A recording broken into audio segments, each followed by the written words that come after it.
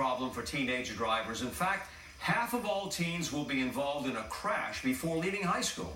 But as Stacey Delicat shows us tonight, one unique program is getting young people ready for some of the biggest surprises on the road. Watch this.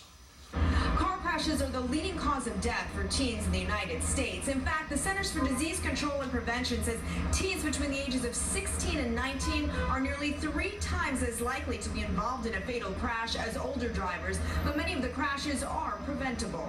The reason why we're killing all these teens every year is due to lack of experience, especially in an emergency type situation. Bill Wade is the National Program Director of Tire Rack Street Survival, what he calls a graduate driver's ed program of sorts. The nonprofit operates in dozens of cities around the country, teaching teens how to navigate unpredictable situations on the road. For example, we practice skid control in our schools. We teach them what the difference is between a front wheel skid and a rear wheel skid, and how to save the car from each one of those.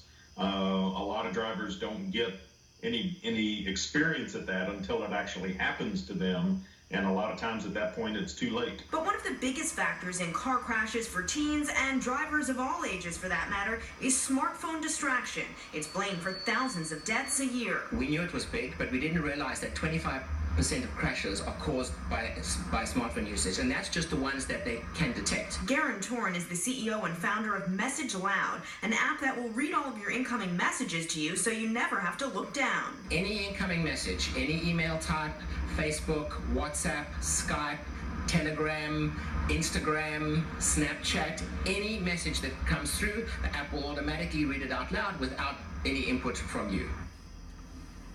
You are in drive mode. You have a new notification from Twitter.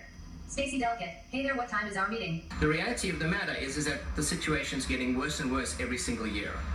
People are not going to put their phones down, and so the reason why we saw this need for the app is to give the driver what he wants, but to do so in a safe and legal fashion. The app, which costs $2.99, has been downloaded 65,000 times on Androids and is about to go live in the Apple iPhone App Store. While it's beneficial to all drivers, Torrance says it's especially important for young and new drivers. They're the least experienced and therefore the most distracted by messages, and arguably they get the most number of messages as well. A number of safe driving apps are also on the market that will put smartphones in lock mode while the car is in motion, all aimed to prevent distracted driving and ultimately save lives. Stacey Delicat, Fox 5 News. All right, Stacey, all good information. We have more to share with you right now. I want you to meet Larry Engel, Tire Rack Street Survival Coordinator. Good to have you here, Larry. Thanks, Ernie. You guys are doing great work. I mean, you know, driving, it's a challenge for all of us. We know that, but particularly for young people who don't have the experience. And this driver ed program is really trying to help and make a difference. Yeah, at Tire Rack Street Survival, we really think it's important for kids to have more than just the book knowledge that they get. We teach them new skills, how to handle a car when it is close to its limit, but also to change their mindset to respect what a car can and can't do. Well, this is a very good program, and I know that there are specific things that you do that really teaches them what to expect, the unexpected, in fact. Walk us through that. What do you do? Yeah, we use a combination of classroom and on-course activities. Okay. So we actually have them in their own car in a big parking lot, which is very safe and secure. We tell them never to do what we do with them on their own. Okay. But we do things like emergency braking maneuvers, where we tell them to stop as fast as they can, put their foot through the floor. Most people don't know how anti-lock brake systems work. That's and right. when they feel the pedal pulse, quite often they'll do the wrong thing and lift their